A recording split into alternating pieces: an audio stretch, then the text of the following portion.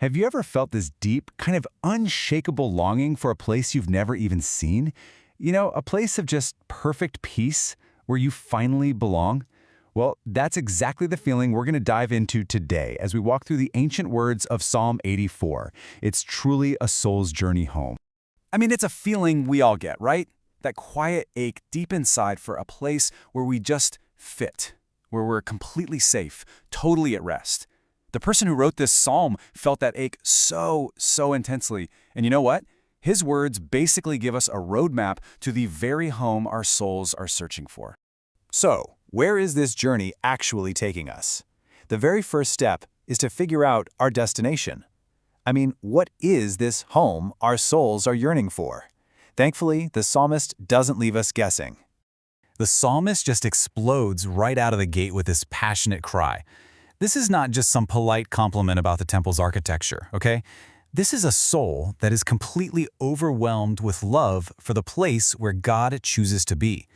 And when he calls God the Lord of hosts, the commander of all the angelic armies, it just makes it even more staggering that this all-powerful God would choose to dwell among us. That word amiable is so key here. It doesn't just mean nice or pleasant. It's that feeling you get when you're with someone you love more than anything in the world. The psalmist's heart isn't captured by the stone and gold of the temple. It's captured by the presence of God that made that place holy to begin with. And this isn't just some passing thought. No, this desire completely consumes him. His soul, his heart, his very body aches with this longing. But listen really closely to who he's crying out for: the living God. See, the temple is just the meeting place. God himself is the real destination. And then the psalmist does something funny. He gets jealous of birds. As you can see here, he sees sparrows and swallows building their nests right there in the temple, enjoying this constant, secure home in God's presence. They have what he, as a pilgrim just passing through, can only experience for a little while. It's such a powerful picture of the incredible security our souls find when we finally make our home in God. Okay, so if God's presence is the destination, what about the path to get there? Well, the psalm kind of shifts gears here to describe the life of faith as this difficult but totally blessed pilgrimage. So what's the secret to this journey? It's got nothing to do with our own strength. It's all about finding our strength in God. When your heart is set on him, you can face any path. It doesn't matter how tough it looks. And let's be real for a second. The path of faith is not always sunshine and rainbows. The Valley of Baca literally means the valley of weeping. This psalm doesn't try to sugarcoat the reality of pain. It's telling us straight up that our journey is going to have seasons of heartbreak, grief, and times where we feel totally lost and alone. But here is where it gets so beautiful. For the person who trusts God, that valley of tears, it becomes a well of life. Their faith taps into this source of spiritual refreshment, and God's blessings just rain down, turning that sorrow into a source of strength. The trial itself becomes the very place of transformation. It's amazing. And this brings us to a truth from verse 7 that is just so upside down from how the world thinks. You'd think this hard journey would weaken the believer, right? But no, it actually strengthens them. They go from strength to strength because they're plugging into God's power source. The closer they get to him, the stronger they become. So why put up with this difficult journey? What's the reward that makes it all worth it?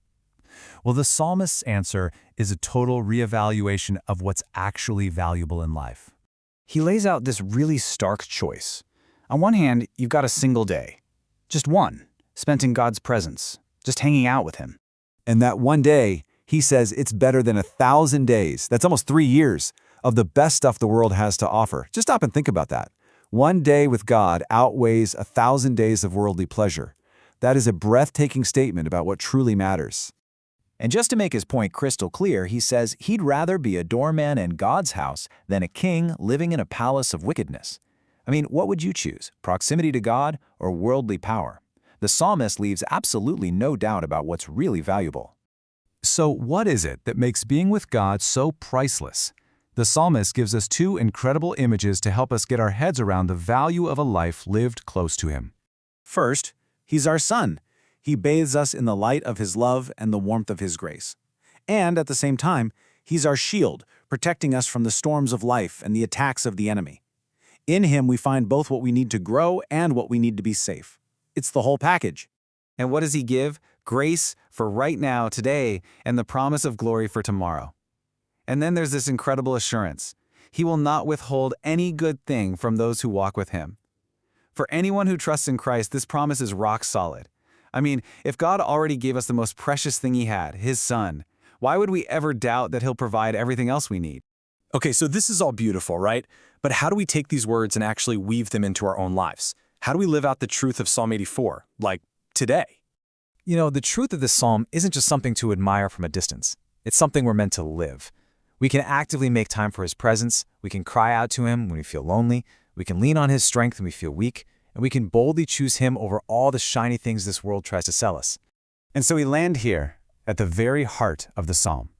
The longing, the journey, the reward. It all boils down to this one simple, profound truth. Real happiness isn't found in a place, but in a person. It's found in a heart that has learned to simply trust in God. And that is the home our souls are searching for. A home not made of wood or stone, but of love and trust. We really hope this journey through Psalm 84 has been a blessing to you. May you find your strength, your joy, and your true home in him. This devotional was brought to you by the You Need Faith in Jesus team.